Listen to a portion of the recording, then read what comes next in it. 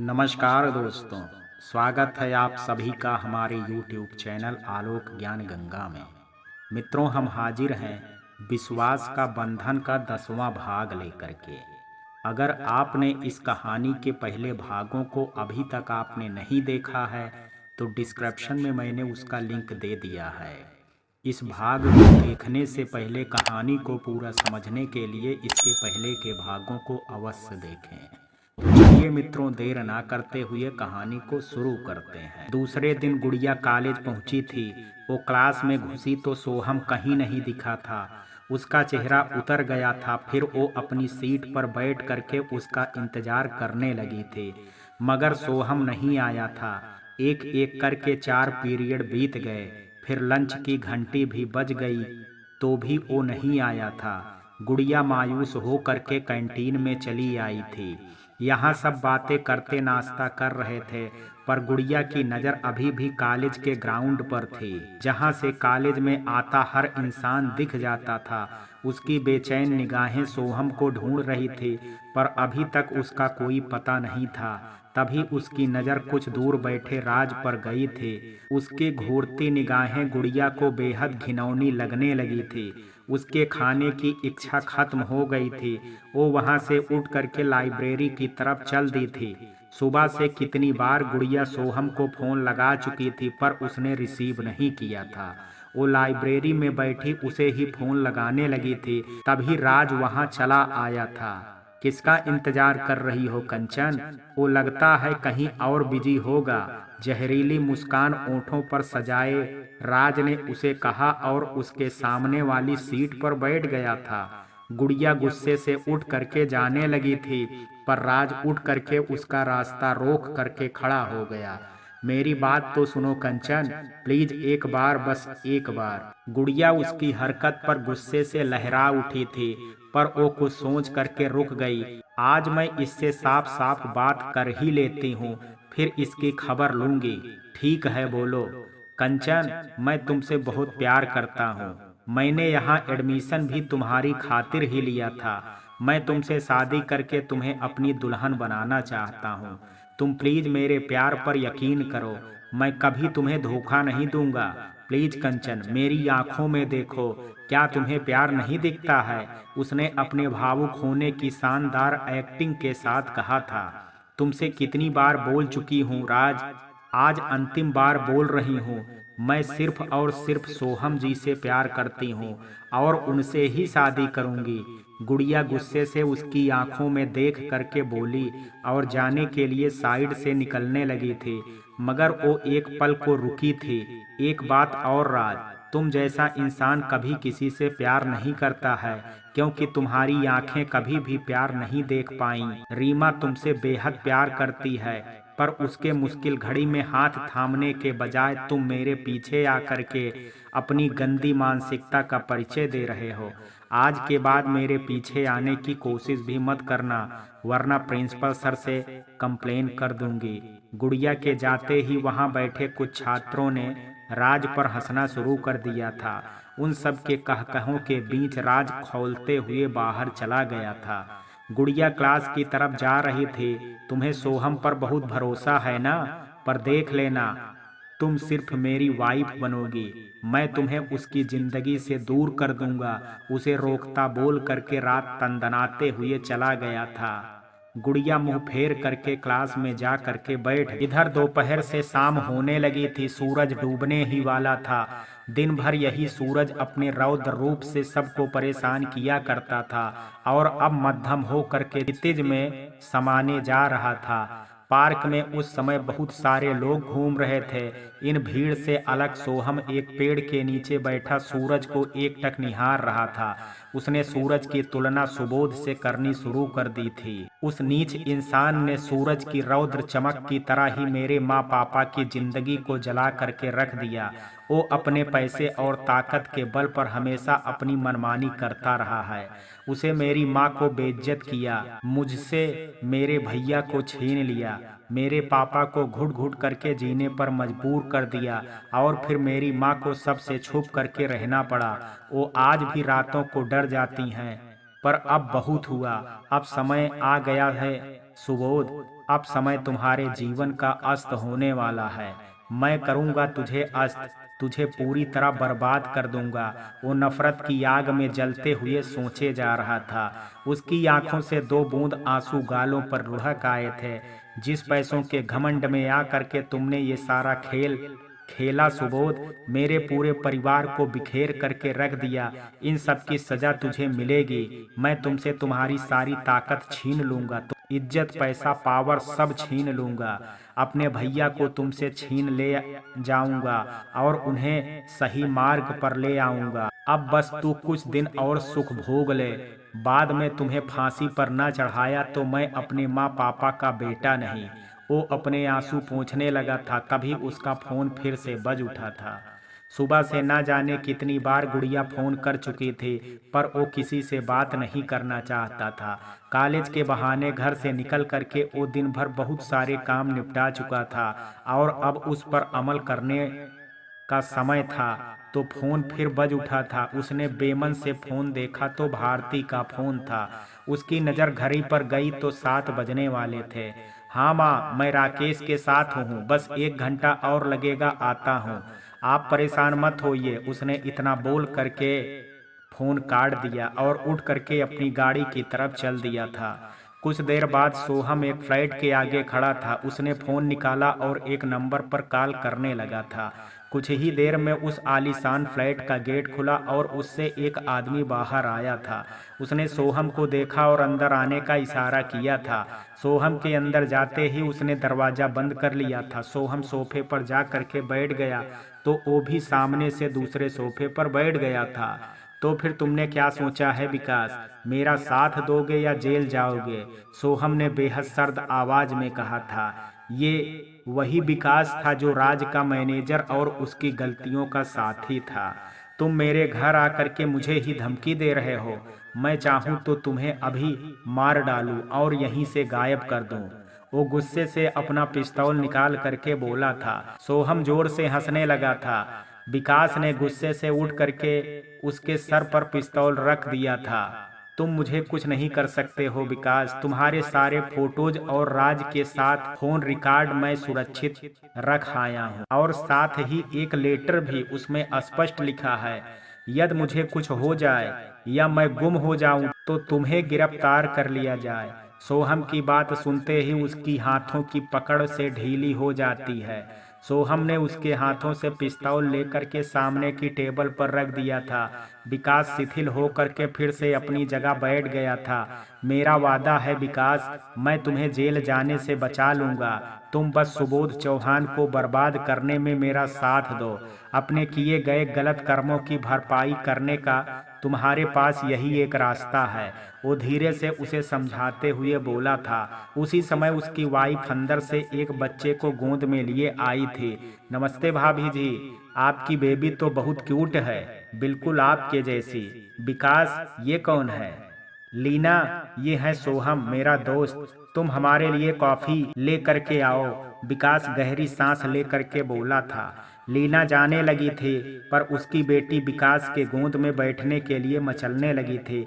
लीना ने बच्ची को विकास की गोद में दिया और अंदर चली गई थी। विकास तुम्हारी पत्नी और बेटी भी है, ये तो मुझे पता ही नहीं था। सोहम बोलते हुए उसके पास उठ करके गया था।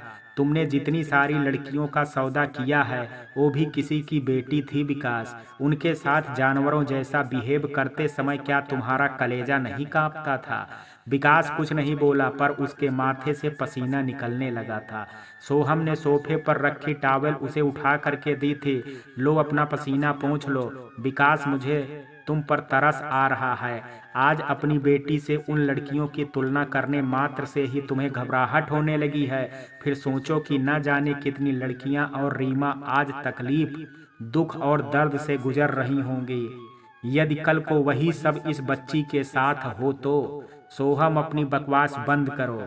मैं अपनी बेटी के साथ कुछ, तुम्हारी बेटी को कुछ नहीं हो विकास, इसलिए तुम उस गंदगी के जाल से निकल जाओ। तुम अपना हाथ बढ़ाओ विकास, मैं तुम्हारे ऊपर आने में मदद करूंगा। लीना उसी समय कॉफी लेकर के आई थी। वो सोहम की बात सुन करके कांपते हाथों से ट्रे टेबल पर रख करके विकास के पास गिरने के अंदाज में बैठ गई थी। विकास और लीना दोनों ही सिसक उठे थे, मानो किसी पुराने जख्मों के टांके उधड़ गए हों। सोहम चकित हो करके उन दोनों को देखे जा रहा था। लीना ने विकास का हाथ थाम लिया था। विकास, आज तक हमारी मदद करने कोई नहीं आया था। आपके दोस्त, पुलिस और किसी अपने ने भी साथ नहीं दिया, पर आज आपको ये दोस्त हमारी मदद करने आया है। विकास, मेरी तकलीफ तो आपको याद है ना? लीना बोलती जोर से रोने लगी थी। हाँ लीना, 3 महीने के वो एक एक दिन मैंने चिता पर लेटे सामान गुजारी है। तुम्हारे बारे में सोच करके खाना पीना भी भूल गया था, पर तुम्हें वापस पाने के खातिर किसी तरह जी रहा था।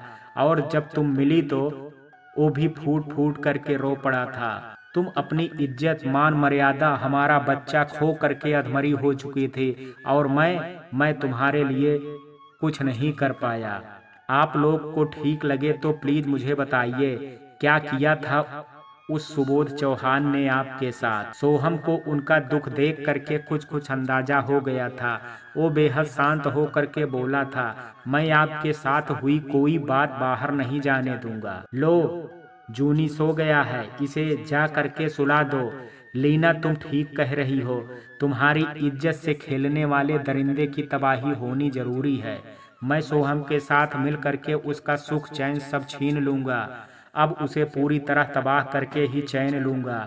उसके आंसू पोंछते हुए विकास ने बच्ची को उसकी गोद में दे करके कहा था। लीना नम आंखों से उठ करके अंदर चली गई थी। मुझे तुम पर पूरा विश्वास है सोहम। अगर तुम चाहते हो कि सारे सबूत ले करके पुलिस से मुझे अरेस्ट करवा चुके होते, अगर तुम चाहते तो सारे सबूत ले करके पुलिस से मुझे अरेस्ट करवा चुके होते, पर मुझे समझ आ गया है कि सुबोध चौहान ने जरूर तुम्हें भी बहुत चोट पहुंचाई है, और इसी खातिर तुम उसे बर्बाद करना चाहते हो। मैं दिल से तुम्हारा साथ दूंगा और अपनी दुर्दशा भी बताऊंगा, ताकि तुम्हें मुझ पर कोई शक ना रहे। विकास हौले से बोलता अपने साथ हुई घटना बताने लगा था। मैं मुंबई में रहता था और सुबोध चौहान की कंपनी में एक छोटा सा वर्कर था। मैंने हमेशा सच्चाई और ईमानदारी से अपने काम को अंजाम दिया था। वहीं पर मेरी मुलाकात लीना से हुई थी। हम दोनों एक दूसरे को पसंद करने लगे थे। फिर हम दोनों ने शादी करने का सोचा, पर हमारे परिवार वाले हम दोनों के खिलाफ थे। हमने उनकी मर्जी के खिलाफ कोर्ट मैरिज कर लिया, पर उन्होंने हमें घर से निकाल दिया। इस बुरे वक्त में सुबोध चौहान ने हमें अपने ऑफिस में बुलाया था और मुझे लखनऊ वाली अपनी कंपनी में मैनेजिंग डायरेक्टर का पोस्ट दे करके वहां आने को कहा था। मैं तो अचरज से घिर गया था, पर उसने कहा कि वो मेरे काम के प्रति निष्ठा देख करके बेहद खुश है और मुझमें उसे डायरेक्टर वाले सारे गुण दिखाई पड़ते हैं। उसने हम दोनों को शादी की बधाई दी और हमें दूसरे ही दिन मुंबई से विदा कर दिया। हम यहाँ आए तो ये फ्लैट हमारी शादी का गिफ्ट था और लीना के नाम से खरीदा हुआ था। मैं इतनी बड़ी कंपनी का डायरेक्टर बन करके हवाओं में उड़ने लगा था। हम दोनों बहुत खुश थे। यहाँ पर ऑफिस में बस फाइलों पर साइन कर उन्हें पास रखने का काम ही मेरे जिम्मे था। मैं बस अपने केबिन में बैठा ऑर्डर देता था। कुछ ही दिन में मेरे पास बहुत पैसे हो गए थे।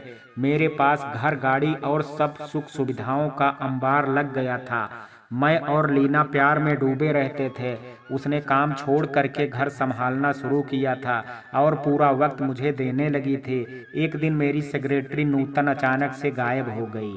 मैंने उसकी खोज शुरू कर दी और फिर एक बेहद घिनौनी सच्चाई मेरे सामने आ गई।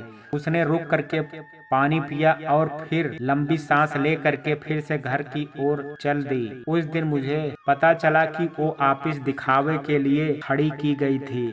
उस ऑफिस की आड़ में लड़कियों को फंसा करके उन्हें बाहर के देशों में बेच दिया जाता था। उनके खरीदने और बेचने के लिए सारी बातें गुप्त रूप से होती थी, जिसका हिस्सा मैं अनजान रूप से बन चुका था। नूतन को भी बेच दिया गया था और वो कहाँ थी मुझे कोई जानकारी नहीं थी।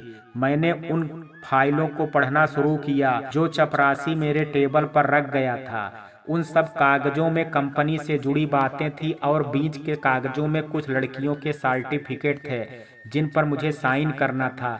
वो कागज उन सारी लड़कियों के थे जिनके बालिग होने के सबूत के साथ इस कंपनी का वर्कर बता करके बाहर भेज दिया जाता और वहां बेच दिया जाता था। इस काम की सारी बागडोर सुबोध चौहान के बेटे राज चौहान के हाथों में थी। उसने खुद भी बहुत सारी लड़कियों को अपने प्यार के जाल में फंसा करके विदेश में महंगे दामों में बेच दिया था। मुझे उन दोनों से नफरत होने लगी थी। मैंने सुबोध चौहान को फोन करके उसकी सारी सच्चाई पुलिस को बता देने की बात कही। उसने खुद भी बहुत सारी लड़कियों को अपने प्यार के जाल में फंसा करके विदेशों में महंगे दामों में बेचा था। मुझे उन दोनों से नफरत होने लगी थी। मैंने सुबोध चौहान को फोन करके उसकी सारी सच्चाई पुलिस को बता देने की बात कही और नौकरी से रिजाइन मार करके अपने घर आ गया। घर पर लीना कहीं नहीं थी। मैंने उसे फोन लगाया तो स्विच ऑफ था। मैंने हर उस जगह उसका पता लगाया जहां वो जा सकती थी, पर वो कहीं नहीं थी। शाम होने लगी थी। मैं पुलिस में जाने की सोच रहा था, तभी मेरा फोन बजने लगा। वो सुबोध चौहान का फोन था। मैंने फोन काट दिया और फोन पटक दिया, पर फोन फिर से बजने लगा था। मैंने गुस्से से फोन उठाया था, तभी दूसरी तरफ से मुझे लीना की रोती आवाज सुनाई पड़ी थी। वो रोती हुई खुद को बचा लेने की बात कह रही थी। सुबोध ने उससे फोन छीन लिया था और मुझसे सब कुछ भूल करके ऑफिस जाने को कहा था। मुझे पहले की तरह ही काम करते रहना था।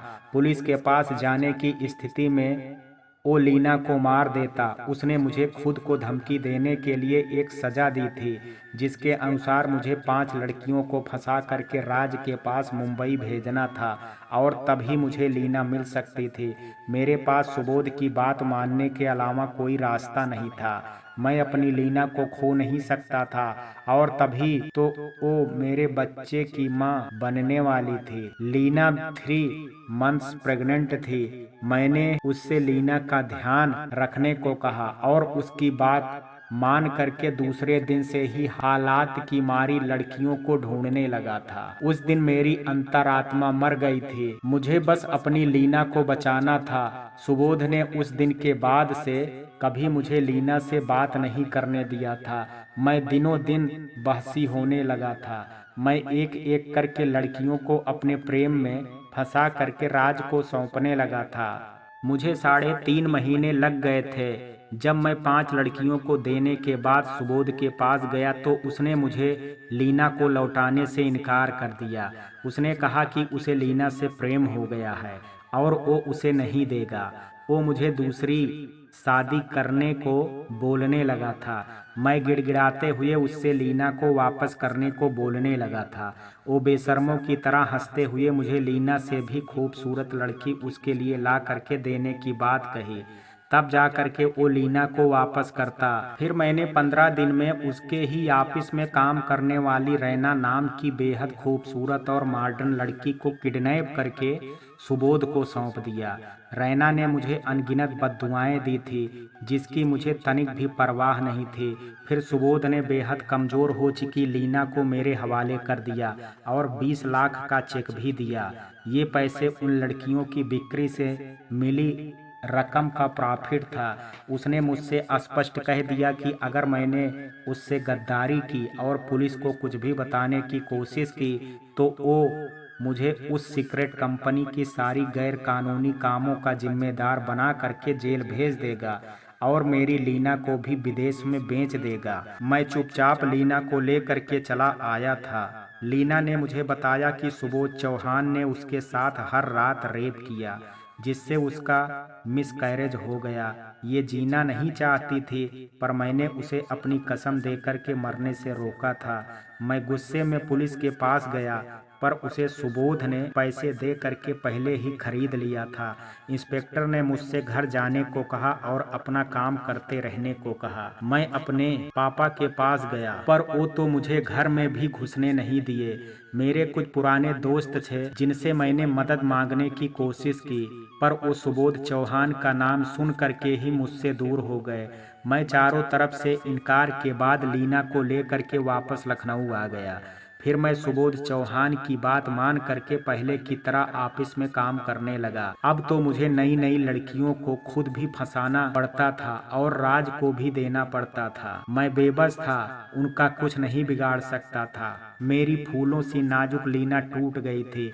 उसको मैंने बहुत मुश्किल से संभाला और मेरे खातिर जीने के लिए मनाता रहा था। मैं अपनी लुट चुकी इज्जत के साथ घुट घुट करके जीने लगा, पर आज तुमने फिर से हम दोनों के जख्मों को ताजा कर दिया है। विकास सोहम की तरफ देखता बोला था, पर अब मैं तुम्हारी मदद से अपनी वाइफ की इज्जत तार तार करने वाले इंसान को मिट्टी में मिला दूंगा। उसने बहुतों की जिंदगी को नर्क बनाया है, अब उसकी बारी है। सोहम तुम कल रेडी रहना, तुम्हें मुंबई जाना पड़ेगा। विकास ने अपने आंसू पोंछते हुए कहा था। तुम लोगों के साथ बहुत बुरा हुआ है विकास, मुझे भी अपने माँ पापा के अपमानों का बदला लेना है। मैं भी तुम्हें अपनी कहानी सुनाऊंगा, पर अभी नहीं। 9 बजने वाले हैं, मेरी माँ परेशान हो गई होंगी। मैं कल आता हूँ। वो बोल करके उठ खड़ा हुआ और अपनी आंखों को पोंछ करके विकास के गले लग गया था।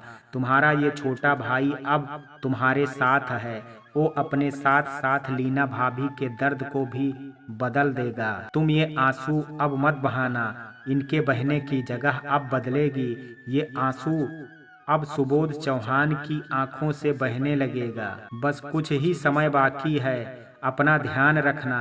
बाय। फिर सोहम उसके आंसू साफ करके बाहर निकल गया था। विकास गेट बंद करके अंदर चला आया था। लीना बेड पर जूनी को सुला करके खुली आंखों से छत को घूर रही थी। उसका चेहरा रो रो करके सूज गया था। लीना, मैं भगवान से प्रार्थना करता था कि कोई मेरी मदद करे। उन लड़कियों के साथ झूठे प्यार का नाटक करते वक्त मेरा दिल रो उठता था, पर तुम्हारे खातिर मुझे सब मंजूर था। पर देखो, भगवान ने मेरी सुन ली और सोहम को भेज दिया। लीना, वो बहुत अच्छा लड़का है, उसने मुझे भाई और तुम्हें भाभी कहा। वो दिल से हमारी मदद करेगा। अब मैं सुबोध चौहान को बताऊंगा कि किसी की मजबूरी का फायदा उठा करके काम करवाने का परिणाम क्या होता है। मैंने बहुत मुश्किल से अपनी दुनिया को वापस से संभाला है। मैं उस सुबोध चौहान से टक्कर ले करके फिर मैं तुम्हें या जूनी को खोना नहीं चाहता, पर यही मौका है जब मैं उस नीच इंसान को सजा दे सकता हूँ। मेरे कारण बहुत सारी लड़कियां विदेशों के बाजार में तिल तिल करके जल रही हैं, पर अब से कोई लड़की उस नर्क की आग में नहीं जलेगी। मैं उस सुबोध चौहान की पाप की दुनिया को जला करके भस्म कर दूंगा। विकास नफरत से बोला था। लीना उठ बैठी थी, पर सोहम को उस नीच इंसान से क्या दुश्मनी हो सकती है? वो आपकी मदद क्यों करना चाहता है? लीना, उसकी बातों से लग रहा था कि सुबोध चौहान ने उसके माँ पापा को बहुत कष्ट दिया है। वो शायद उनका बदला लेने के लिए वो मेरा साथ चाहता है। खैर, उसका सच कल पता चल ही जाएगा। सोहम ने मुझे खुद ही अपना दुख बता देने की बात कही है, पर मैं उस पर दबाव नहीं डालूंगा। वो तो मुझे यहाँ ब्लैकमेल कर अपना काम निकलवाने आया था, पर उसे पता नहीं था कि मैं खुद बदले की आग में जल रहा था और किसी की मदद चाह रहा था। अब हम दोनों मिल करके उस सुबोध चौहान की सारी खुशियाँ छीन लेंगे। हाँ विकास, अब उस कुत्ते को मारना होगा। उसने मुझे बहुत दर्द दिया है, मुझे हमेशा। आज मेरी वाइफ अपने हस्बैंड को भूखा मारेगी क्या? विकास ने उसके ओंठों पर हाथ रखते हुए कहा था। अब नहीं लीना, तुम उन बातों को बिल्कुल नहीं सोचोगी। सॉरी विकास, मुझे सच में उस कमीने को याद नहीं करना है। आप बैठो, मैं खाना बना करके लाती हूँ। वो हौले से बोल करके उठ गई थी। इधर दूसरे दिन सुबह सुबह भारती सोहम के पास आ गई थी। वो अपना सामान एक बैग में पैक कर रहा था। उसने सोहम से जानना चाहा तो वो भारती से 4 लाख रुपए मांगने लगा। वो अचरज से सोहम को देखने लगी थी। भारती आज तक उसे पॉकेट मनी जबरदस्ती ज्यादा करके देती थी। वो खुद भी शाम को कोचिंग में पढ़ता था। वो खुद भी शाम को कोचिंग में पढ़ाता था, जिससे उसे पैसों की जरूरत कम ही होती थी। पर आज अचानक 4 लाख मांग करके उसने भारती को अचंभित कर दिया था। मुझे कॉल सेंटर में जॉब मिल गई है माँ, उसकी ट्रेनिंग दिल्ली में हो रही है। आज शाम मुझे दिल्ली के लिए निकलना होगा। आपके पास जुगत चाचा और मालती चाची है ना? मैं कुछ दिनों में अपना ट्रांसफ़र यहाँ करवा लूँगा। सोहम धीरे से बोला था, आपके अकाउंट में पैसे नहीं हैं तो मैं किसी दोस्त से उधार मांग लेता हूँ। मेरे अकाउंट में पैसे हैं सोहम, तुझे किसी से उधार लेने की ज़रूरत नहीं है। पर पहले अपनी पढ़ाई तो पूरी कर लेता, फिर काम करता ना। वो अनमनी सी बोली थी। सोहम ने अनसुना कर दिया और उससे एटीएम मांगने लगा था। भारती दुखी मन से अपने कमरे में चली गई थी। कुछ देर बाद वो नाश्ता करके भारती से एटीएम लेता बाहर चला गया था। चल बिटिया, अब तू भी नाश्ता कर ले, वरना ऑफिस के लिए देर हो जाएगी, जुगल वहाँ आ करके बोला था। नहीं चाचा, आज मैं छुट्टी ले लेती हूँ, तबीयत ठीक नहीं लग रही है, भारती फोन उठाते हुए बोली थी। वो अब ऑफिस में फोन करने लगी थी। जुगल वहां से जाने लगा तो भारती हाथों के इशारों से उसे बैठने को बोली थी। चाचा आप ही बोलिए, उसे क्या ज़रूरत थी अपनी पढ़ाई छोड़ करके नौकरी करने की? मैंने उसे समझाया तो वो मेरी बात अनसुनी करके बाहर चला गया। अब मैं उसे कैसे समझाऊं? वो सारी बात बताते हुए जुगल से बोली थी। जुगल भी सोच में पड़ गया, पर परेशान भारती को दिलासा तो देना ही था। देख बिटिया, सोहम अब बड़ा हो गया है, तुमने उसे बड़े साहब को ढूंढने से रोक लिया, पर वो अब काम करके तुम्हें बताना चाहता है कि वो अब इस लायक हो गया है कि अपने पिता और भाई को ढूंढ सके। अब तो उसे काम करने से रोकेगी तो वो नाराज हो जाएगा।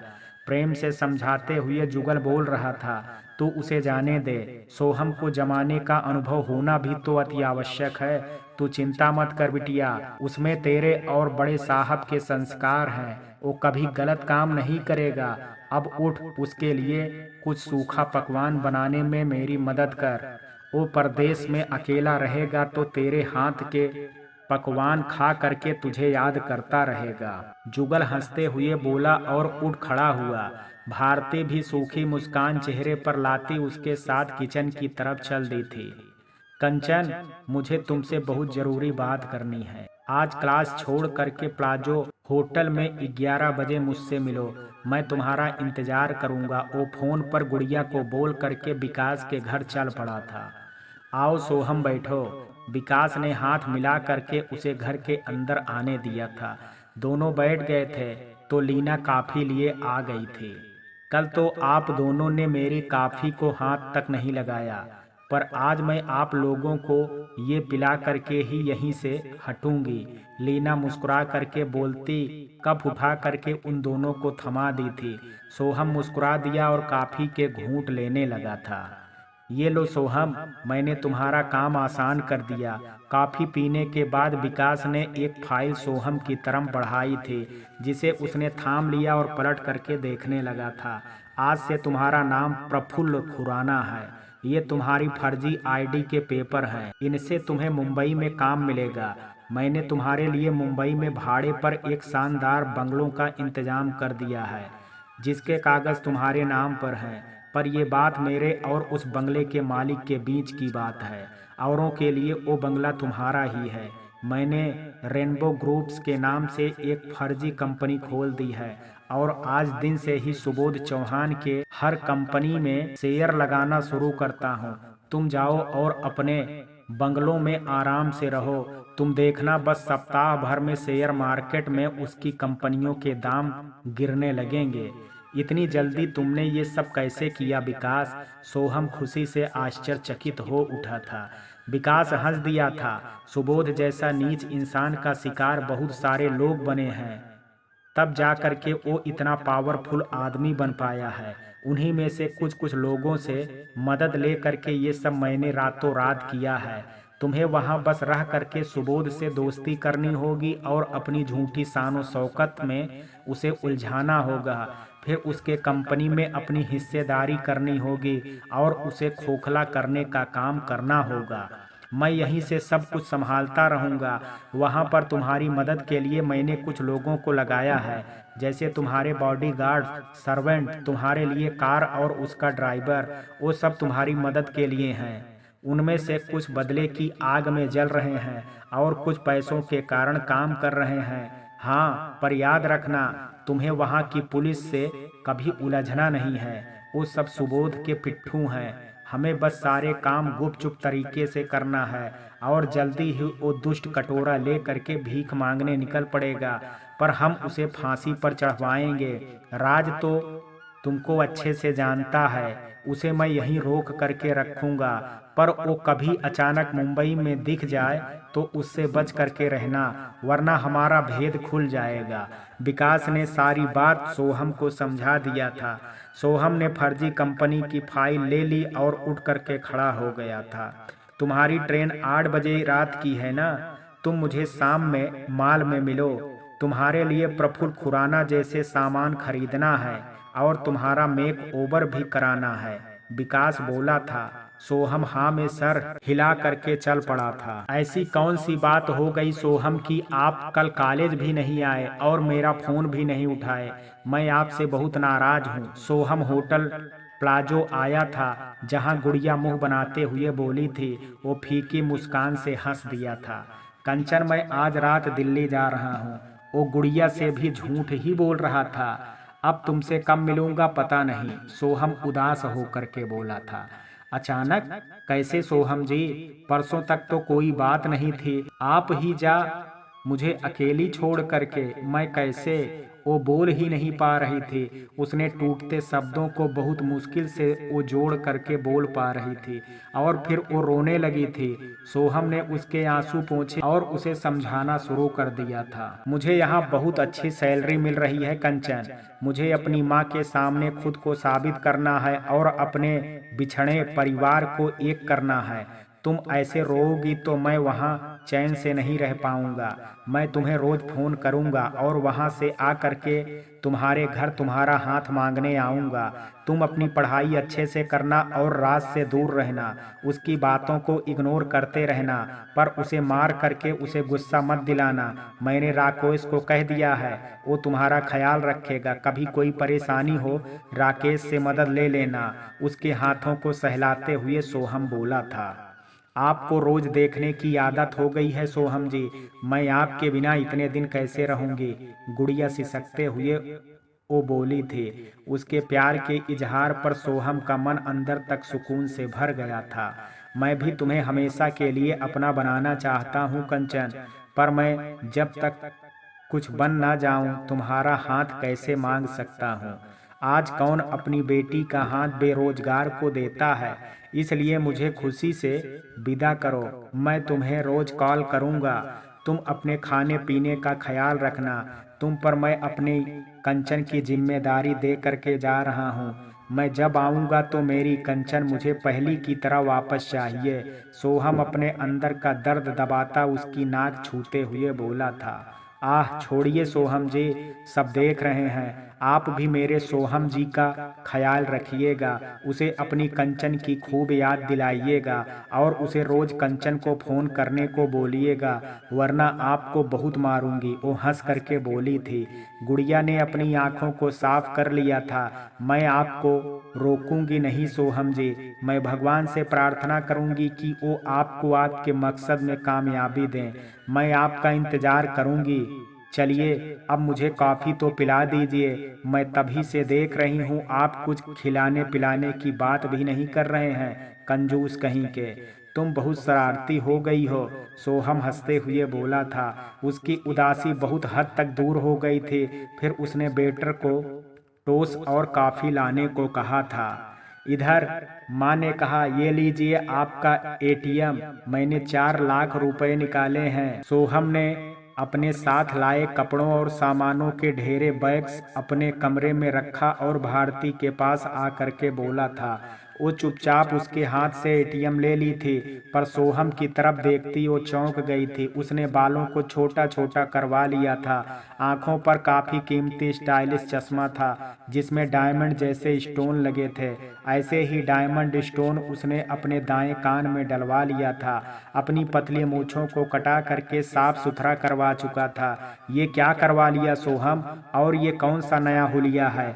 वो गुस्से से बोली थी। और ये डायमंड, क्या इतनी कीमती चीजों की जरूरत होती है? कॉल सेंटर के जॉब में। सोहम उसकी नाराजगी दूर करने भारती के गोद में सर रख करके लेट गया था।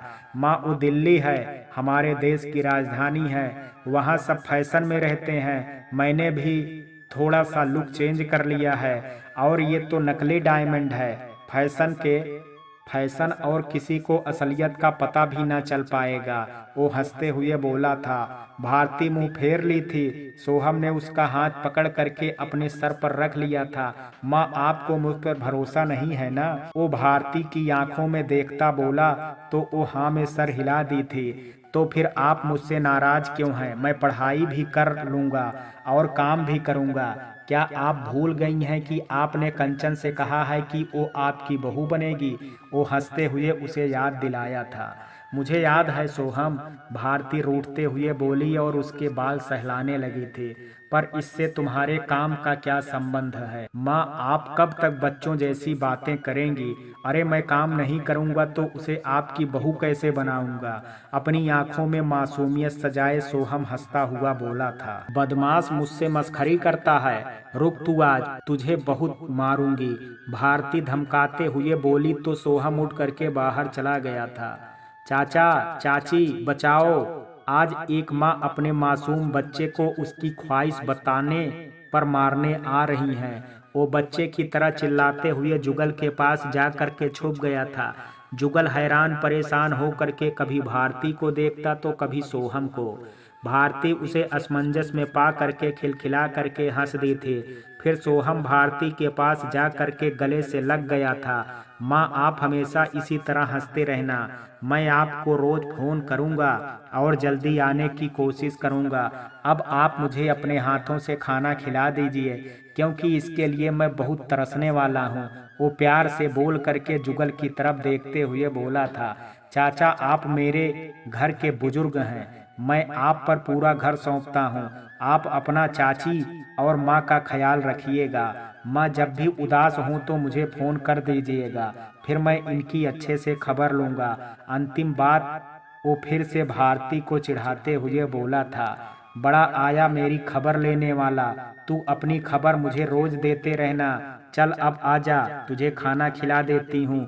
भारती मुस्कुरा करके खाने की प्लेट बाहर लाउंज में ले आई थी। सोहम भी पीछे आ करके बैठ गया था। माँ, आपकी हर तकलीफ और हर दर्द का बदला लेने के लिए जा रहा हूँ। अपने भैया को गलत राह से वापस लाने के खातिर जा रहा हूँ। अपने पापा का एकांतवास खत्म करने के लिए जा रहा हूँ। अब बस कुछ दिन और आप अकेली हैं, फिर आपके पति, आपका बेटा और आपकी खुशियां सब कुछ वापस आपके पास हो जाएंगी। वो भारती के हाथ से खाता नम आंखों से सोचे जा रहा था। फिर 7 बजे शाम वो सबको रोता छोड़ करके स्टेशन पर चला आया था, जहां विकास उसका इंतजार कर रहा था। वो अपने लगेज को बोगी में रख करके बाहर आया था। सोहम, कभी घबराना मत, मैं हर वक्त तुमसे जुड़ा रहूंगा। कोई प्रॉब्लम हो तो तुरंत मुझे फोन करना और थोड़ा अलर्ट हो करके रहना। मुदित तुम्हें 11 बजे मुंबई स्टेशन से पिक कर लेगा। अब जाओ और उस नीच सुबोध चौहान का खात्मा करके आओ। Best of luck. विकास मुस्कुरा करके बोलता उसे अंदर जाने को बोला था, क्योंकि ट्रेन ने सीटी दे दी थी। थैंक्स विकास, मुझे उम्मीद नहीं थी कि तुम मेरी इतनी मदद करोगे। मैं अपने माँ पापा के साथ लीना भाभी के सारे आंसुओं का भी बदला लूंगा। मेरा इंतजार करना। वो विकास से गले मिल करके तेजी से ट्रेन में चला गया था। विकास बहुत देर तक वहीं खड़ा रहा। फिर ट्रेन के जाने के बाद वो लौट गया था। इधर सुबह में सोहम मुंबई जंक्शन पर उतरा था। वो अपना लगेज खींचते हुए बाहर आकर के रुक गया था। हेलो सर, मैं मुदित, आपका बॉडीगार्ड। एक 26-27 साल का लड़का सोहम के पास आया था। उसने साधारण से ही कपड़े पहन रखे थे। सोहम ने मुस्कुरा करके उसके हाथों में अपना लगेज थमा दिया था। वो उसके साथ स्टेशन से बाहर आ गया था। ब्लैक चमचमाती ऑडी का दरवाजा खोल करके मुदित ने सोहम को बैठाया था और खुद ड्राइवर के पास बैठ गया था। उनकी कार चल पड़ी थी। सोहम ने अपनी आंखें बंद कर ली थी। उसने अपने जीवन के नए तरीके पर एक बार फिर से एक सरसरी अंदाज से सोचना शुरू किया था। विकास की बातों पर पूरा यकीन था। क्योंकि वो भी सुबोध का सताया हुआ इंसान था। वो आने वाले समय के बारे में सोचने लगा था।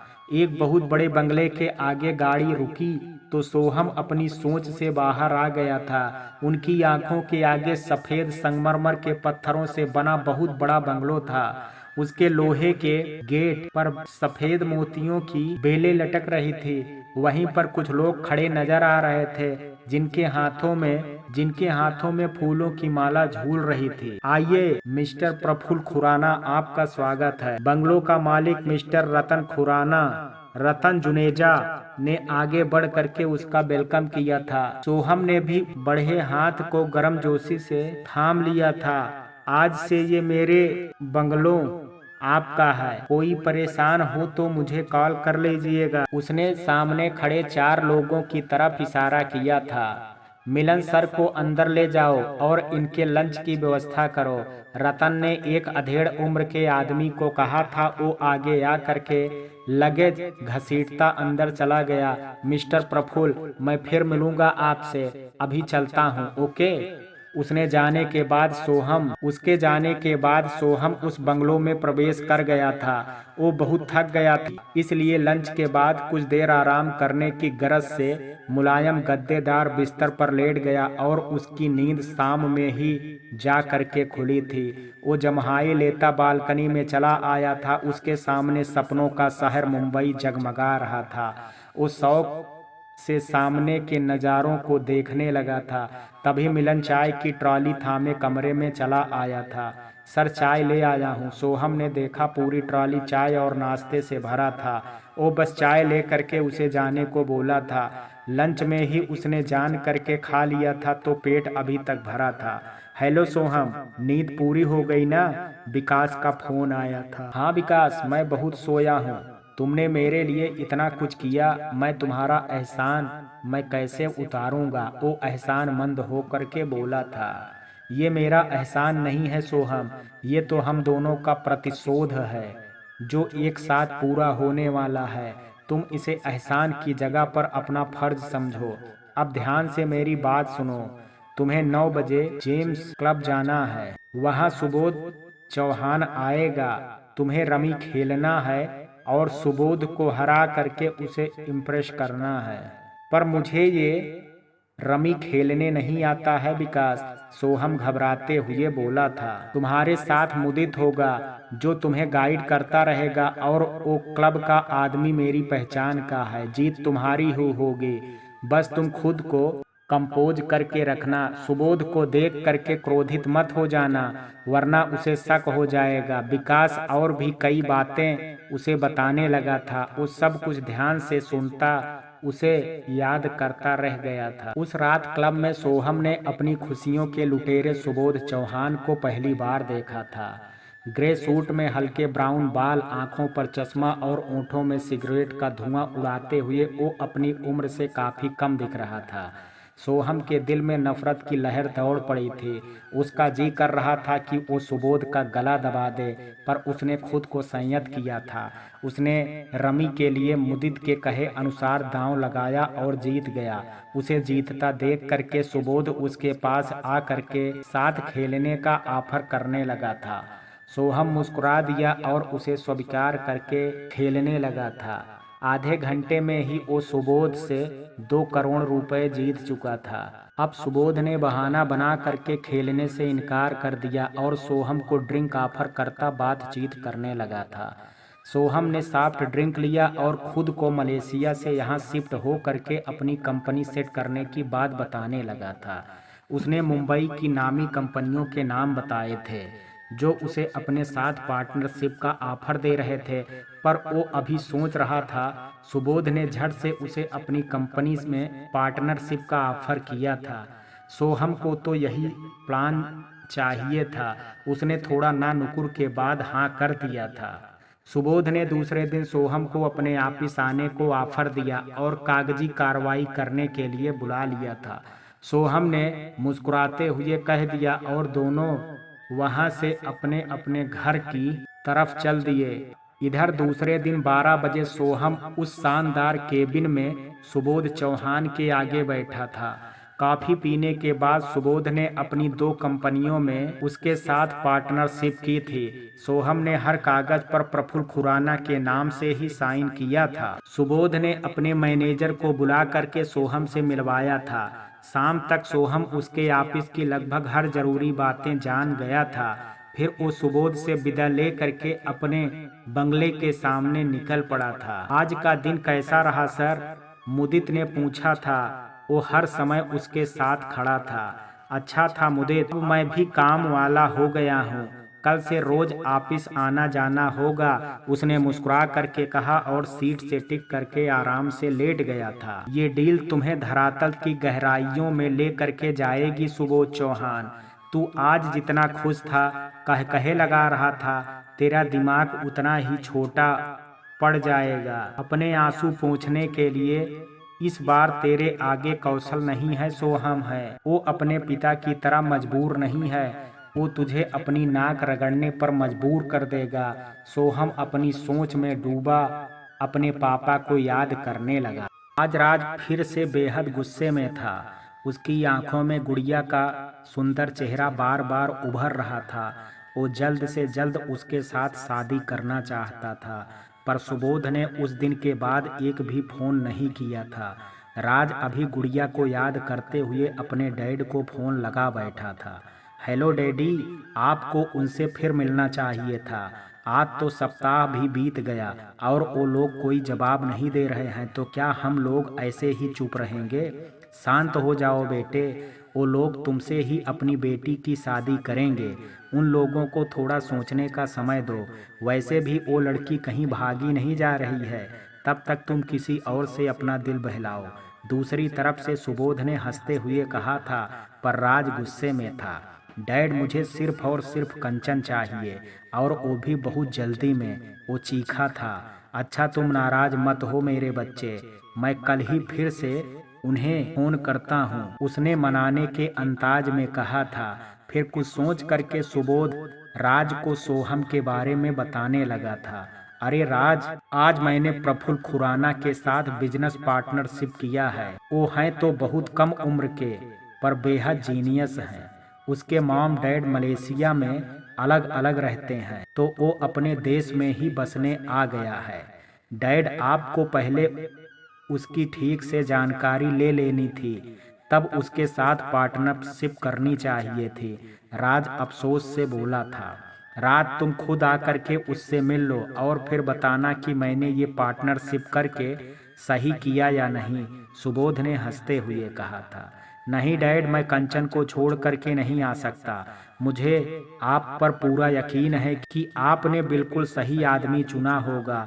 अब आप जल्दी से मेरी शादी कंचन से करा दीजिए, फिर तो मैं आपको दुनिया का सबसे बेस्ट डैड मानूंगा। अब मैं फ़ोन रखता हूँ। Okay dad, bye. उसने हंसते हुए फ़ोन रख दिया था। बेस्ट तो मैं हूँ ही, तभी तो आज तुम मेरे बेटे हो राज, सुबोध कहे लगाते हुए खुद से बोला था। तभी उसकी नज़र रैना पर गई थी। रैना, माई स्वीट हार्ट, मेरे पास आओ। मेरी बद्दुआ लगेगी तुम्हें विकास। तुमने जॉब के नाम पर जो ये जिल्लत भरी जिंदगी मुझे दी है, इसका परिणाम तुम जरूर भुगतोगे। तुम कभी खुश नहीं रहोगे, तुम्हारे जीवन में हमेशा अशांति और दुख भरा रहेगा। तुम चाह करके भी कभी चैन से जी नहीं पाओगे। मन में चलते अपने विचारों को आंसुओं के रास्ते बहाती रहना उसके पास चली गई थी। उसने जब भी यहाँ से भागने की कोशिश की थी, सुबोध ने उसे बेल्ट से पीटा था। कई कई दिन भूखा रखा गया था, पानी की एक बूंद भी उसे नहीं देता था। रैना बार बार मार खा करके थक चुकी थी। उसने हार करके अपनी इस नरक सी जिंदगी को स्वीकार कर लिया था और अब ओंठों पर झूठी मुस्कान सजाए उसकी गुलाम बन बैठी थी। घर के सारे नौकरों के सामने वो एक नौकर ही थी, पर अकेले में वो सुबोध और राज के हाथों की कठपुतली थी, जिसके पास उन दोनों की किसी भी बात से इनकार करने की गुंजाइश नहीं थी। दिन तेजी से बीतने लगे थे। सुबोध ने प्रफुल्ल के बहुत सारे नए आइडिया से अपने ऑफिस में काम करवाना शुरू किया था। जिससे सुबोध को अपने मालों को ज़्यादा ऑर्डर मिलने लगा था। वो बेहद खुश था। उसने प्रफुल्ल को अपने ऑफिस के लिए लकी चार्म मान रहा था। ये अलग बात है कि सुबोध को कभी कभी प्रफुल्ल में कौशल की छाप दिखती थी, पर वो इसे अपना भ्रम समझ करके झटक दिया करता था। तो हम दिन को सुबोध के साथ ऑफिस में काम करता और रात को मुदित की मदद से ऑनलाइन फर्जी अकाउंट्स बना करके सुबोध से फ्रेंडशिप करने लगा था। सुबोध खुद को बेहद बुद्धिमान समझने के कारण ज़्यादा कुछ सोचता नहीं था। उसने सोहम के सारे फर्जी अकाउंट को अपने कंपनी में हिस्सेदारी करने का ऑफर दे दिया था। इधर विकास ने रेनबो ग्रुप की फर्जी आईडी से सुबोध के कंपनी के शेयरों को ऊंची दामों में खरीदना शुरू कर दिया था।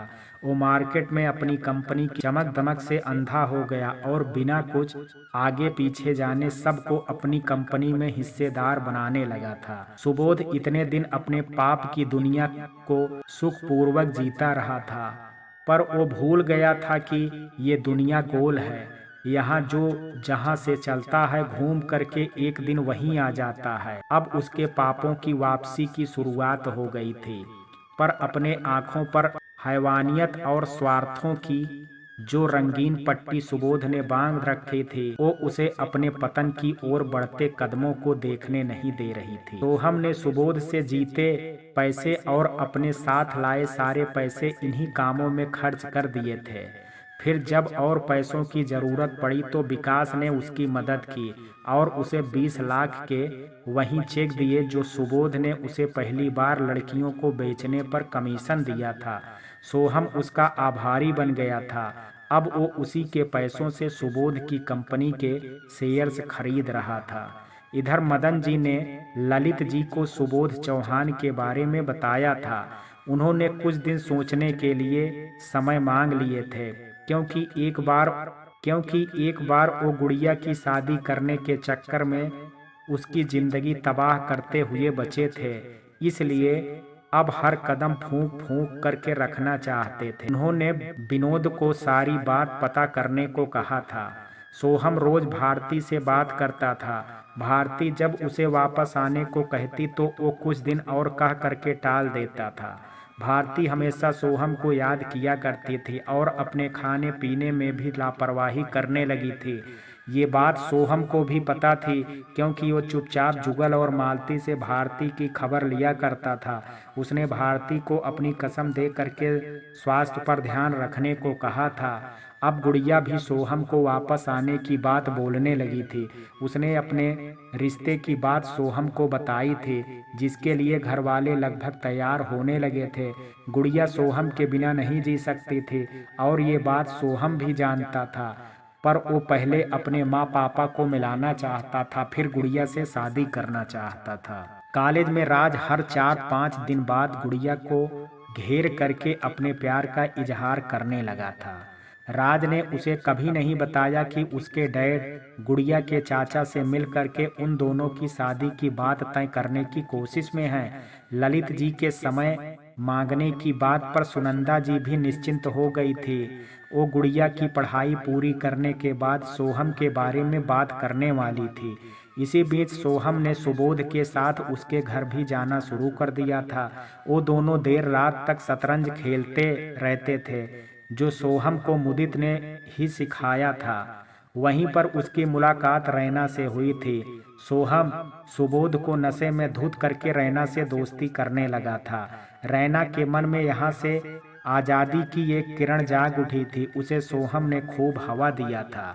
कुछ ही दिन में रैना और सोहम में अच्छी दोस्ती हो गई और दोनों अब फोन से भी बात करने लगे थे।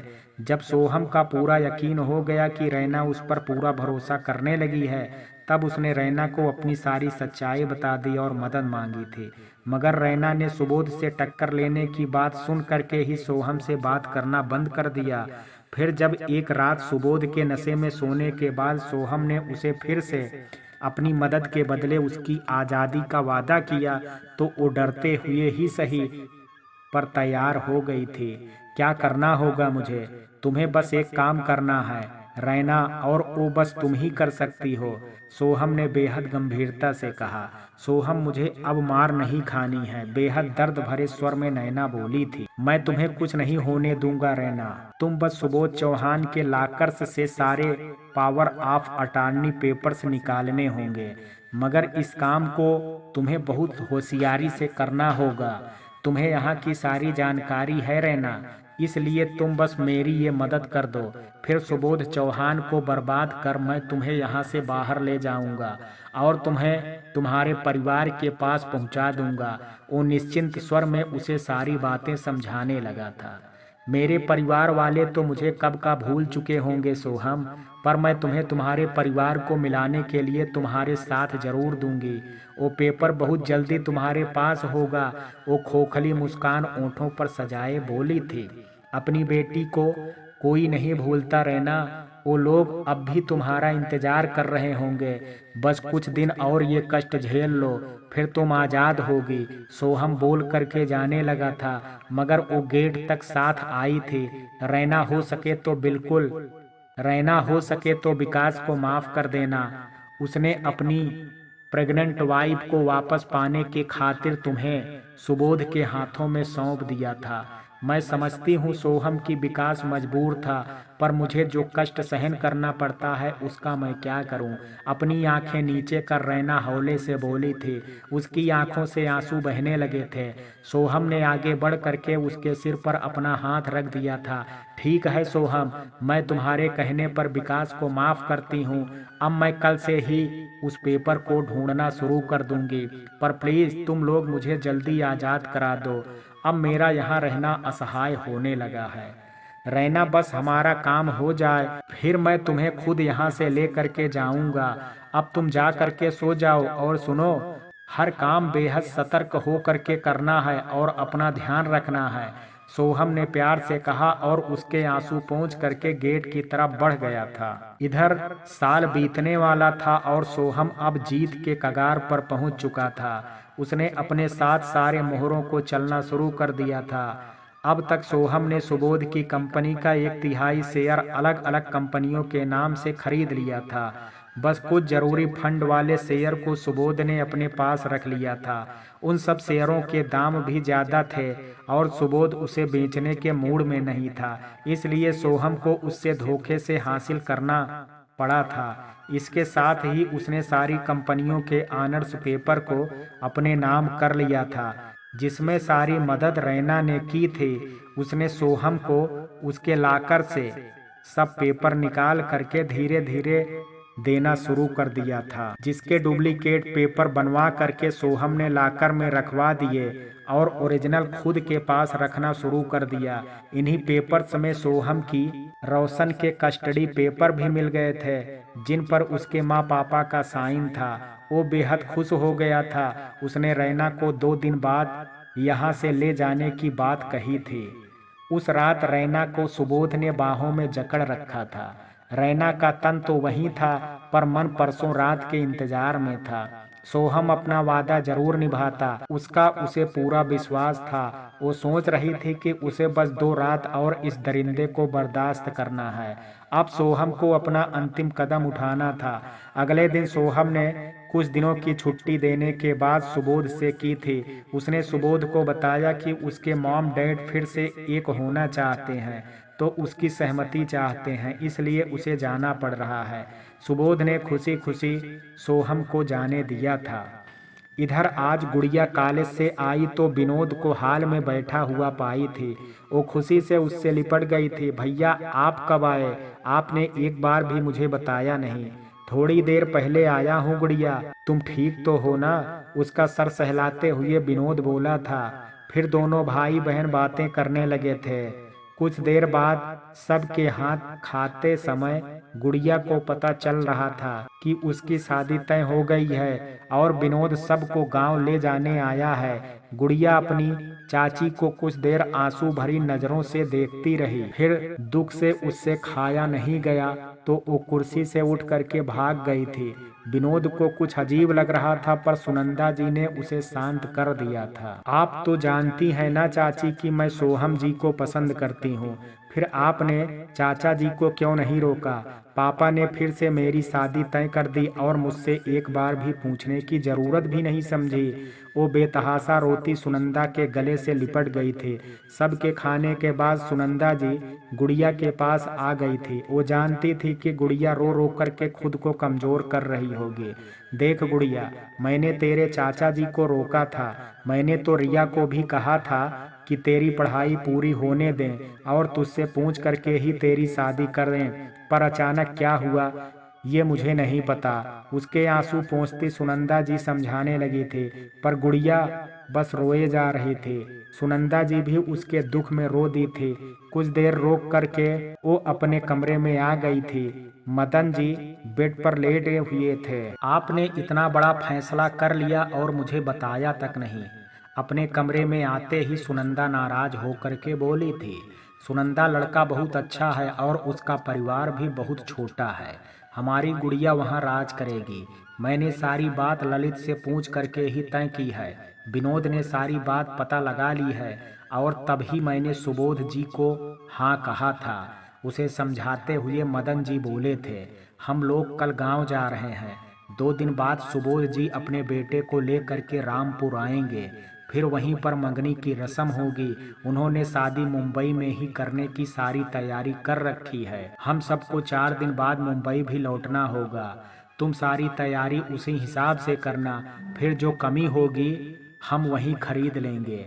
वो विस्तार से बताने के बाद सोने लगे थे। सुनंदा मन मार करके रह गई थी, मगर वो तय कर चुकी थी कि वहां जा करके ललित और रिया को मनाएगी और गुड़िया की पसंद बता करके सोहम से ही शादी करवाएगी। वो धीरे से उनके बगल में लेट गई थी। दूसरे पूरे दिन भर की मदन जी अपने ऑफिस की जिम्मेदारी मैनेजर को दे करके सब काम अच्छे से संभालने को कहा था। सुनंदा रानो और गुड़िया विनोद के साथ बाजार के चक्कर काटने में लगी हुई थी। सुनंदा के समझाने पर कि वो गांव पहुंच करके सबसे बात करेगी। गुड़िया का मूड ठीक हो रहा था।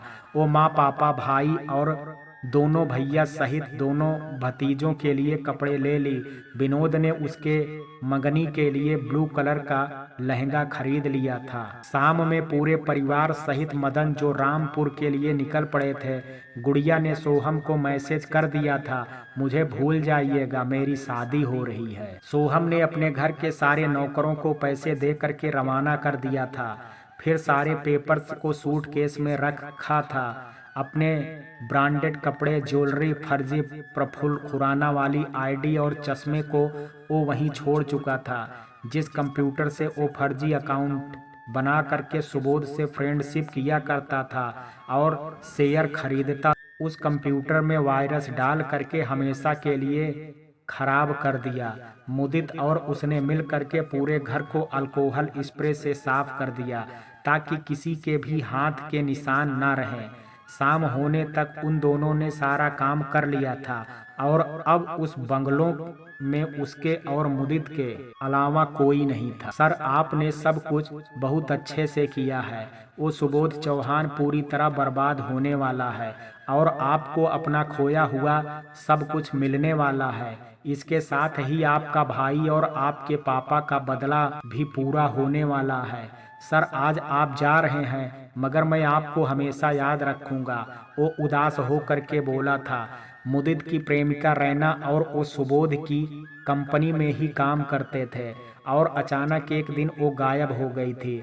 मुदित ने जब रैना के ऑफिस जा करके पता लगाने की कोशिश की, सुबोध के गार्ड ने उसे बताया। सुबोध के गार्ड ने उसे बहुत मारा था। उसने जब पुलिस में कंप्लेन किया तो सुबोध के पैसे खाए हुए पुलिस ने उसे अपनी ही प्रेमिका को बेचने के आरोप में जेल की सजा दिलवा दी। मुदित के जेल जाने और उसकी प्रेमिका के गायब होने के कारण उसके माता पिता कुछ ही दिनों में चल बसे थे। विकास ने सोहम की मदद करने की सोची, तब उसने ही मुदित को पैसे दे करके जेल से निकलवाया था और सोहम की मदद करने को बोला था। मैं जल्दी ही वापस आ रहा हूँ मुदित। सुबोध चौहान की सारी कंपनीज अब हमारी है और इस हम में तुम भी शामिल हो। मैं तुम्हारे परिवार को वापस तो नहीं ला सकता, पर तुम चाहो तो रैना को अपना बना करके नई जिंदगी की शुरुआत कर सकते हो। वो आज भी पहले की तरह मासूम है, पर सुबोध चौहान के जुल्मों को सहती टूट चुकी है। यदि तुम चाहो तो उसे अपना करके पहले की तरह खुश रख सकते हो। तुम अगर तैयार हो तो ठीक है, वरना आज मैं उसे अपने साथ ले करके जाऊंगा। सोहम ने उससे कहा था। रैना ने सोहम को मुदित और अपने बारे में सब कुछ बताया हुआ था। मुदित को अपनी रैना याद थी, जिससे वो बेहद प्यार करता था। उन दोनों का प्यार कॉलेज से ही शुरू हुआ था और दोनों ने साथ में चौहान इंडस्ट्रीज में काम पकड़ा था। बस उनके ब्रांच अलग थे। वो दोनों कुछ दिनों बाद शादी करने वाले थे, पर विकास ने उसे सुबोध के हवाले कर दिया था। वो आज तक अपनी रैना को भूल नहीं पाया था। सुबोध के घर पर अब वो सोहम के साथ जाता था तो अक्सर उसे वैसी हालत में देख करके तड़प उठता था। रैना भी उसे छुप करके देखा करती थी, पर शर्म से सामने नहीं आती थी। उसे रैना पर बेहद दया आती थी, पर फरहर का कोई रास्ता नहीं था। वो अब भी रैना से बेपनाह प्यार करता था। मुदित के लिए शरीर की खूबसूरती कोई मायने नहीं रखती थी। उसे रैना से प्यार था, उसके जिस्म से नहीं। वो रैना को अपने पूरे दिल से अपनाना चाहता था। उसने रैना से शादी के लिए सोहम को हाँ कर दिया था। इधर उसी रात रैना ने सोहम के कहे अनुसार पेट में दर्द उठने का नाटक किया था।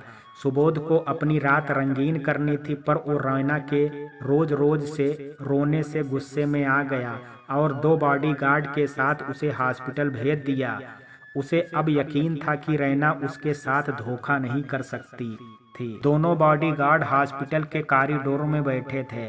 रैना को डॉक्टर ने चेक करके दवा दे दिया और पूरी रात यहीं रुकने को कहा था। आधी रात में जब दोनों बॉडीगार्ड सो गए तो सोहम और मुदित ने उसे कमरे में आ करके जगाया। वो नींद में सोने का नाटक कर रही थी। सोहम और मुदित उसे ले करके धीरे से बाहर आ गए। मुदित ने रैना को बाहों में भर लिया और अपने प्यार का यकीन दिलाने लगा था। सोहम अपना चेहरा मोड़ करके खड़ा हो गया था। आज रैना की खुशी को देख करके उसकी आंखें भरने लगी थी। विकास ने रैना के पापा का नंबर दिया था। कुछ देर बाद जब सोहम ने रैना की उनसे बात कराई तो वो 7 साल बाद उसे स्वीकारने को तैयार नहीं थे। उन्होंने रैना से कहा कि उनके 2 ही बच्चे हैं। पहली बेटी 7 साल पहले ही मर चुकी थी। उसकी माँ ने भी रैना के दुख को समझने की कोशिश नहीं की और फोन काट दिया था। अब इस दुनिया में एक तुम ही मेरे भाई हो सोहम। तुमने मेरे लिए जो किया है वो मैं कभी नहीं भूलूंगी। तुम मेरे लिए सबसे बढ़ करके हो। भगवान करे तुम्हारा खोया सब कुछ तुम्हें मिल जाए। ये एक बहन की दुआ है। वो सोहम के पैरों पर गिरती हुई बोली, तुम्हारा ये भाई हमेशा तुम्हारे साथ रहेगा रैना। अब तुम अपने साथी के साथ जीवन के नए सफर की तरफ बढ़ो। तुमने बेइंतहा दुख सहा है, पर अब मुदित तुम्हारी आंखों में एक भी आंसू नहीं आने देगा। सोहम ने उसे उठाया और उसके आंसू पोंछ करके मुदित के पास खड़ा कर दिया था। मुदित ने उसका हाथ थाम लिया था। वो उसे अपने गांव ले करके जा रहा था, जहां वो दोनों शादी करने वाले थे। मैं जल्दी ही तुम दोनों से मिलूंगा मुदित, मेरी बहन का ख्याल रखना, सोहम ने मुस्कुरा करके कहा और वो तीनों अपने अपने रास्ते चल पड़े थे। इधर उसी रात सोहम अपने पापा से मिलने अपने गांव चल पड़ा था। वहां पहुंच करके उसने कौशल को दुकान पर बैठे देखा था। वो अपने सूटकेस को फेंकता कौशल की तरफ दौड़ पड़ा था। पापा, मैं आपका बेटा, और वो कौशल के गले से लटक करके बरस पड़ा था। तुम सोहम हो, मेरा बेटा सोहम। कौशल को उसकी सूरत से ही अपना बेटा होने का पता चल गया था और उसके पापा कहने के बाद कोई गुंजाइश ही नहीं बची थी। वो भी अपने बाहों को उसके इर्द गिर्द जकड़ते हुए रोने लगा था और उसे चूमता भी जा रहा था। बरसों बाद अपने बेटे को सीने से लगा करके कौशल के सब्र का बांध टूट चुका था। सोहम, मेरा नाती, मैं तेरी अभागी नानी हूँ बच्चे, मुझे भी अपने गले लगा ले। घर के अंदर कौशल उसे लेकर के आया तो उसके आते ही चाची रोती हुई उसके पास आकर के खड़ी हो गई थी। सोहम ने उन्हें भी गले लगा लिया था। वो बेहद कमजोर हो गई थी। बेटा मुझे माफ कर दे, मुझसे बहुत बड़ी गलती। नानी हम गलत नहीं होते हैं, वक्त हमसे सारी गलतियां करवाता है, इसलिए आप मुझसे माफ़ी मत मांगिए। मुझे आपसे कोई शिकायत नहीं है। वो उनके आंसू साफ करता बोला था। तू शकल में तो बिल्कुल कौशल पर गया है, पर तेरा स्वभाव भारती की तरह है। वो कैसी है बेटा? मुझे उससे मिल करके माफ़ी मांगनी है। वो तड़प करके उसके बारे में पूछने लगी थी। नानी माँ बस चंद दिनों की बात है, आपका पूरा परिवार आपके साथ होगा। अब आप ये आंसू बहाना बंद कीजिए और मुझे कुछ खाने को दीजिए, बहुत भूख लगी है। सोहम प्यार से उन्हें समझा करके बोला था। वो हंस दी थी और काम करने वाली को सोहम के लिए खाना लगाने को बोली थी। खाना खाने के बाद सोहम अपने पापा की गोद में सर रख करके अपने पूरे कारनामे बताने लगा था। सुबोध ने इतने लोगों की जिंदगी बर्बाद कर दी है। कुशल मुश्किल से इतना ही बोल पाया था। उसी वक्त सोहम के मोबाइल पर गुड़िया का मैसेज आया था। उसने पढ़ा और परेशान हो गया। वो गुड़िया को किसी भी तरह से खोना नहीं चाहता था। क्या हुआ सोहम, तुम इतना परेशान क्यों हो? पापा मैंने अभी आपको गुड़िया के बारे में बताया था ना, अब उसकी शादी हो रही है। मुझे बहुत घबराहट हो रही है, मैं उसे खोना नहीं चाहता हूँ। वो बेचैनी से बोलता उठ बैठा था। कौशल ने उसकी परेशानी जानी तो वो उसकी मदद करने के लिए किसी को फोन करने लगा था। आपने हमेशा मेरी मदद करनी चाहिए थी, पर अब आप मेरे बेटे की मदद कर सकें तो बहुत एहसान होगा। ठीक है, शाम में मैं आपका इंतजार करूंगा। फोन पर बात करके कौशल उसका सर तकिए पर रख करके सहलाने लगा था। कुछ ही देर में सोहम गहरी नींद में चला गया था। तुमने हमें मिलाने के लिए खुद को खतरे में डाल लिया है बेटा, और अब अपने प्यार को खोने जा रहे हो।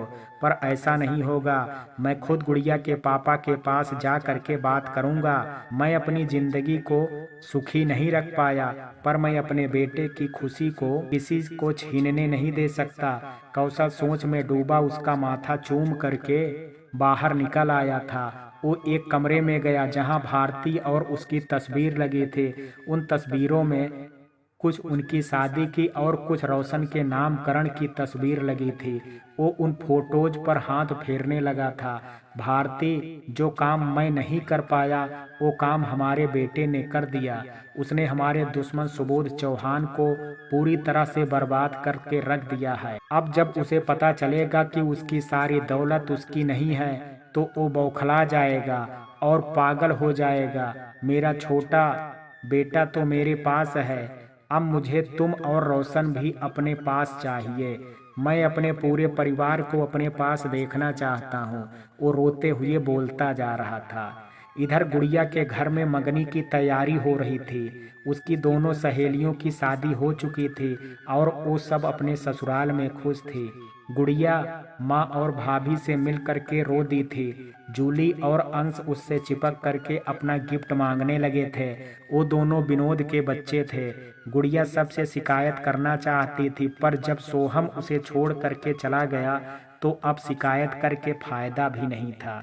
उसने गुड़िया के मैसेज का कोई रिप्लाई नहीं दिया था, जिससे उसका दिल पूरी तरह से टूट गया था।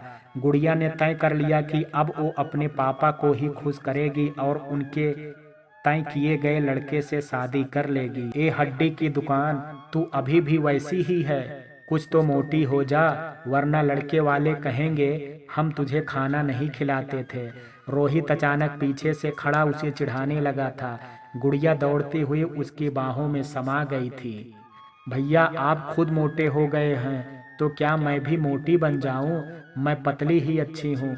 वैसे आपको इतने सालों में कोई लड़की नहीं मिली शादी के लिए? वो भी हंसती हुई बदला उतारती बोली थी। वहाँ सब हंस दिए। गुड़िया इधर आओ मेरे पास, ललित जी ने उसे बुलाया था।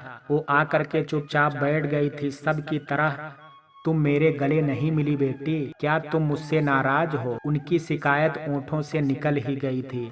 नहीं पापा, मैं तो आपके पास ही आ रही थी, उनके गले से लगती वो बोली थी। मदन जी ने लड़के के बारे में बात करनी शुरू कर दी थी। तो गुड़िया वहाँ से जाने लगी, पर ललित जी ने उसे रोक लिया था। गुड़िया, इस बार मैंने पता लगा लिया है, लड़का बहुत अच्छा है, वो लोग बहुत अमीर लोग हैं और उन्हें हमसे एक पैसा भी दहेज नहीं चाहिए। बेटी, मैंने तुझसे पूछे बिना ही तेरी शादी तय कर दी है। वो कुछ संकोच से बोले थे। अगर तुझे कोई पसंद है तो मुझे बता दो, मैं लड़के के पापा को मना कर दूंगा। वैसे तो मैं खुद भी उनसे अभी तक मिला नहीं हूँ, सारी बातें भैया ने तय की है। ललित, अब सारी बात पक्की हो गई है तो फिर? मदन जी परेशान हो करके बोले थे। मदन जी ने सुबोध को वापस बुला करके सारी बात तय कर ली थी। अब अगर शादी नहीं होगी तो उनकी बहुत बदनामी हो जाती है। गुड़िया को मौका मिल गया था। सुनंदा जी उठ करके उसके पास आई थी और उसका हाथ हौले से दबा करके अपनी बात कहने का इशारा की, पर वो सोहम के बदलने से पूरी तरह टूट चुकी थी। जो सोहम रोज फोन किया करता था, हर मैसेज का रिप्लाई तुरंत देता था, उसने आज 4 दिन के बाद उसका मैसेज देखा था। इतनी बड़ी बात जान करके भी उसने ना कॉल किया और ना ही कोई मैसेज किया था। आज वो उससे कोई उम्मीद नहीं कर रही थी, इसलिए वो अपना फैसला कर चुकी थी। चाचा जी, पापा, मेरी कोई पसंद नहीं है, मैं आप लोगों के पसंद से ही शादी करूंगी। मुझे आप लोगों को तय किया रिश्ता मंजूर है। और वो वहां से उठ करके चली गई। सुनंदा जी मुंह खोले उसे दूर तक जाते देखती रह गई। अब वहां बैठे सारे लोग खुशी से मंगनी की तैयारी की बातें करने लगे थे। मित्रों, कहानी के इस भाग में आज इतना ही। शेष कहानी कल देखेंगे। कहानी का ये भाग आपको कैसा लगा, आप अपनी राय मुझे कमेंट बॉक्स में ज़रूर दीजिएगा। वीडियो पसंद आया हो तो वीडियो को लाइक शेयर, अगर चैनल पर पहली बार विजिट कर रहे हैं कृपया चैनल को सब्सक्राइब करना ना भूलें। कल मिलते हैं कहानी के शेष भाग के साथ। तब तक के लिए जय हिंद, जय भारत।